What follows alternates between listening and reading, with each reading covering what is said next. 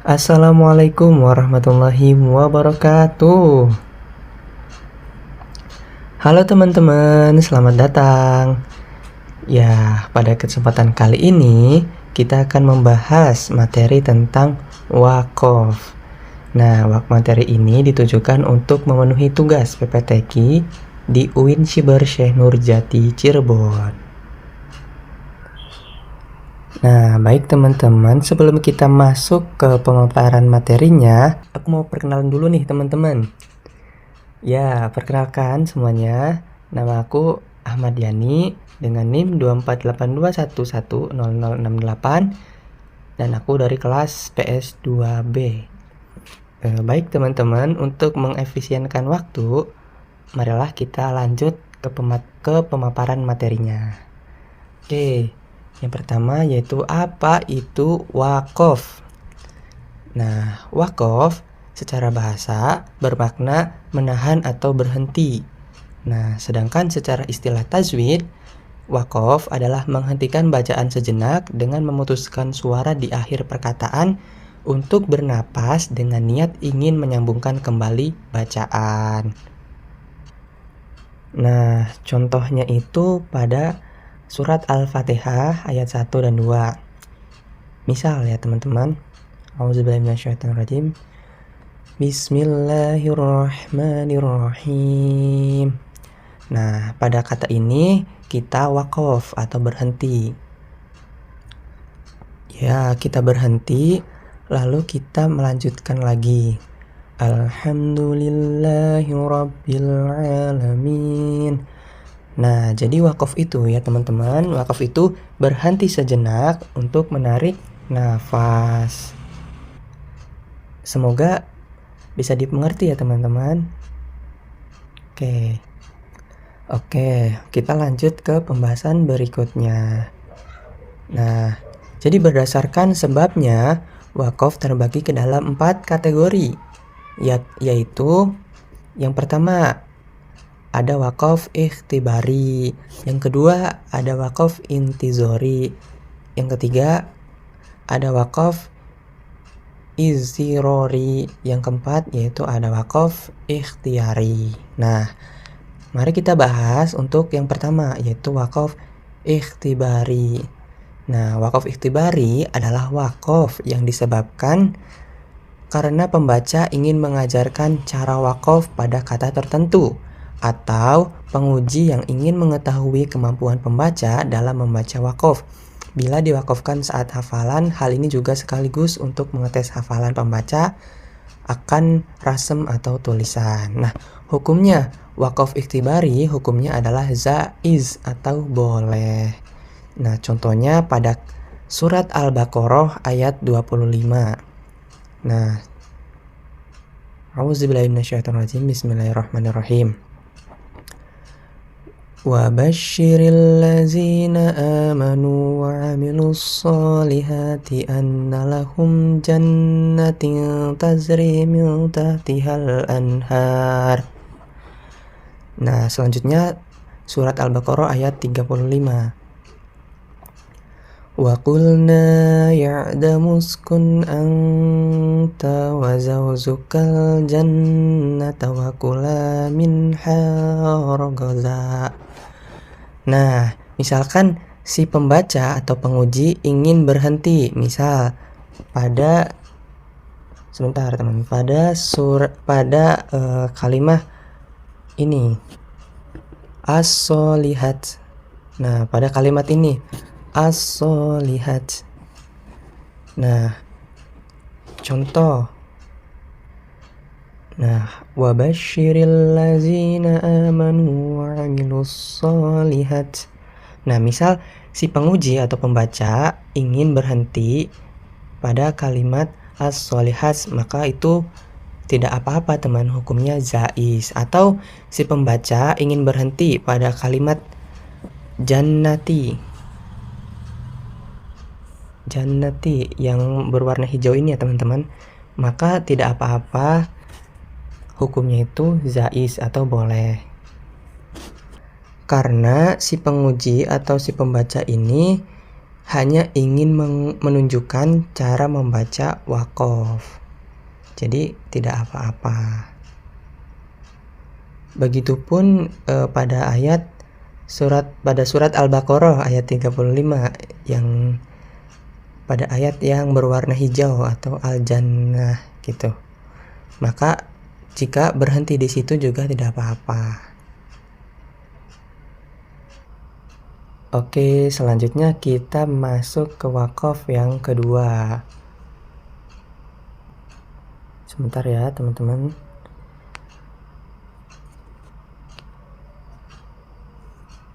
Nah, ini dia waqaf intizori. Nah, apa sih waqaf intizori itu?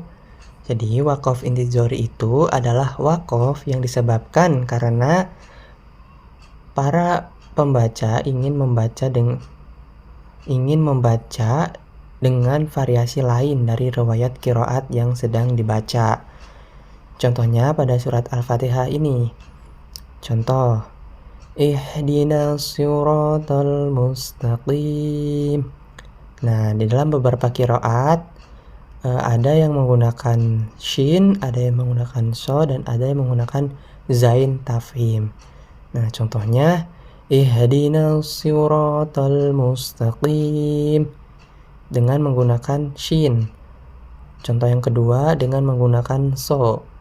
Ihdinas siratal mustaqim. Nah, terus yang ketiga dengan menggunakan zain tafhim. Ihdinas siratal mustaqim.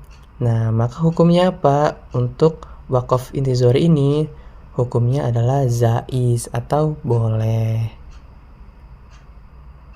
Nah, selanjutnya kita masuk ke waqaf istirori. Nah, waqaf istirori ini apa? Waqaf istirori adalah waqaf yang terjadi karena disebabkan hal-hal darurat, misalnya bersin, batuk, tersedak, kehabisan napas, menangis, dan lain sebagainya. Nah, hukum waqaf istirori ini adalah jaiz atau boleh. Boleh berhenti di kata manapun hingga berakhirnya uzur. Lalu ibtida memulai dari kata tersebut jika memungkinkan untuk ibtida dari kata itu. Jika tidak, maka ibtida pada kata sebelum kata tersebut sehingga makna menjadi tidak terputus. Contohnya, misal wallazina yu'minuna bima unzil. Nah, misal kita pada kata unzil itu kita batuk ya, teman-teman. Jadi karena hal-hal darurat. Nah, jadi hukumnya itu jaiz atau boleh. Nah, bagaimana cara melanjutkannya? Nah, jika kata yang kita berhenti bersin itu sempurna, maka boleh dilanjut. Nah, jika belum sempurna, maka boleh dilanjut sebelum kita bersin itu, atau lebih baik dari awal kalimat lagi. Nah, karena pada kalimat unzil ini belum sempurna, maka kita harus mengulang lagi. Nah, karena ini jaraknya sudah dekat, maka kita mengulang lagi dari awal. Jadi wallazina yu'minuna bima unzila ilaika wa ma unzila min qablika wa bil akhirati hum yuqinun. Nah, seperti itu ya, teman-teman. Oke, jadi itulah waqaf istirori. Nah, selanjutnya kita ada waqaf apa lagi nih? Yang keempat, yaitu waqaf ikhtiyari. Nah, waqaf ikhtiyari itu apa? Waqaf ikhtiyari adalah berhenti pada suatu kata yang dipilih oleh pembaca karena ingin mengambil napas atau istirahat. Nah, hukum waqaf ikhtiyari ada yang jaiz atau boleh dan ada yang ghairu jaiz atau tidak boleh. boleh dan tidak boleh wakaf dalam hal ini adalah berhubungan dengan makna. Nah, wakaf ikhtiari ada 4 macam. Yang pertama yaitu wakaf tam. Hukumnya yaitu zaiz atau boleh. Yang kedua ada wakaf kafi. Hukumnya juga zaiz atau boleh. Yang ketiga yaitu ada wakaf hasan, yang hukumnya zaiz atau boleh. Terus yang keempat ada wakaf qabih.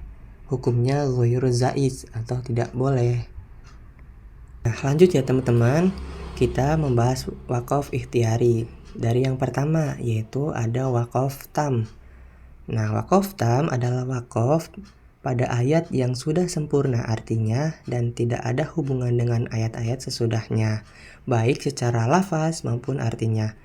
Contohnya pada ayat surat Al-Fatihah, yaitu Maliki Yaumiddin.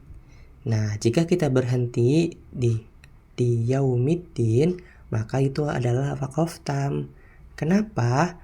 Karena secara makna dan lafadznya sudah sempurna, sudah tidak ada hubungannya lagi dengan ayat di depannya.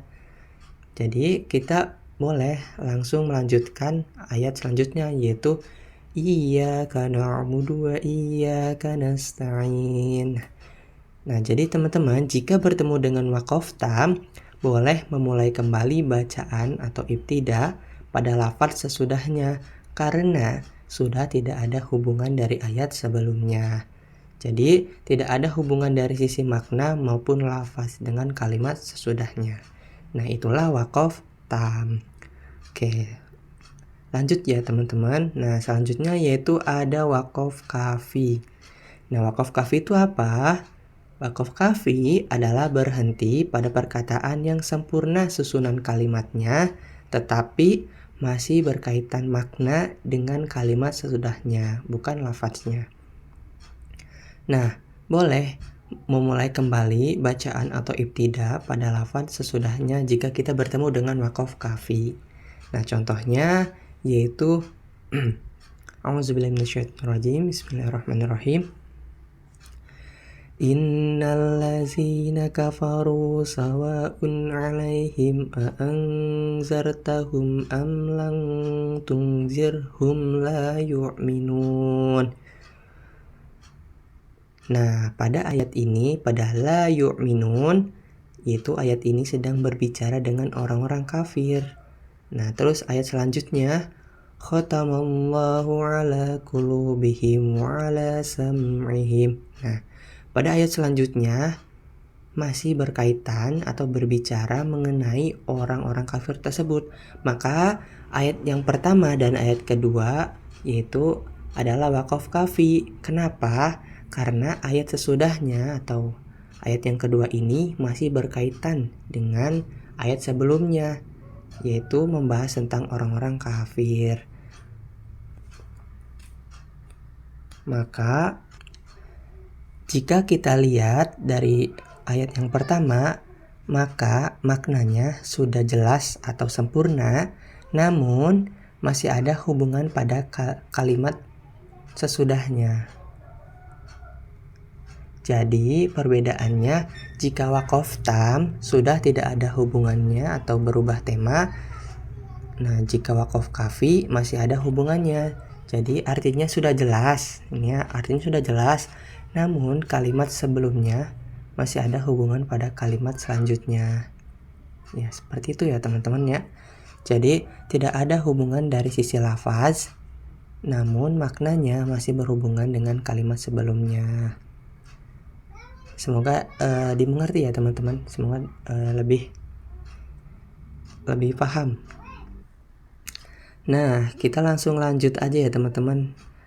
Wakaf yang ketiga yaitu wakaf hasan. Nah, apa itu wakaf hasan? Wakaf hasan yaitu berhenti pada perkataan yang sempurna kalimatnya tetapi masih berkaitan maknanya dan lafadznya dengan kalimat sesudahnya.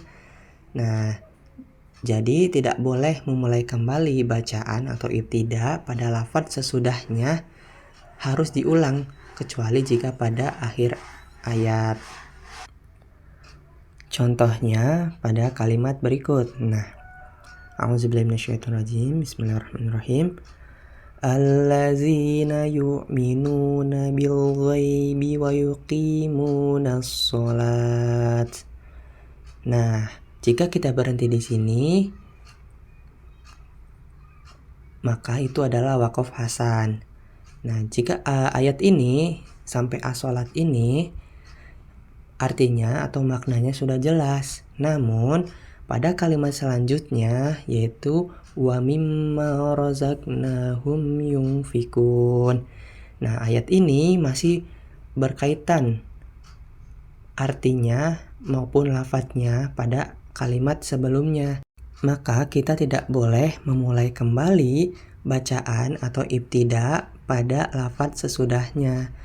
Nah, jika kita mau maka harus mengulangnya, yaitu dari misal kita mengulangnya dari kalimat yang ini teman-teman, dari kalimat wa yuqimunas sholah, yaitu contoh ya, wa yuqimunas sholata wa mimma razaqnahum yunfikun. Karena pada ayat selanjutnya itu lafaz dan maknanya itu saling berkaitan teman-teman. Jadi tidak boleh jika kita langsung melanjutkannya. Nah, seperti itu adalah waqaf hasan. Jadi waqaf hasan itu waqaf yang ketika berhenti perkataannya atau kalimatnya masih berkaitan makna dan lafadznya pada kalimat sebelumnya. Seperti itu ya teman-teman. Oke, kita langsung lanjut aja ya teman-teman. Yang terakhir yaitu waqaf qobi. Nah, apa itu waqaf qobi? Waqaf qobi yaitu berhenti pada perkataan yang tidak sempurna susunan kalimatnya karena berkaitan dengan lafaz dan makna perkataan atau kalimat sesudahnya. Nah, hukum waqaf qobi adalah tidak boleh berhenti pada posisi ini. Tidak boleh berhenti ya pada waqaf qobi ini. Contohnya yaitu pada kalimat alhamdulillahi rabbi. Nah, jika kita berhenti di hirabbi, maka dari segi maknanya itu adalah tidak sempurna teman-teman. Karena alhamdulillahi rabbi itu artinya segala puji bagi Tuhan. Nah, Tuhannya itu siapa? Ya kan, maka kalimatnya itu tidak sempurna. Alangkah baiknya jika kita berhenti pada kalimat alhamdulillah. Nah, alhamdulillah maka artinya segala puji ya teman-teman bagi Tuhan.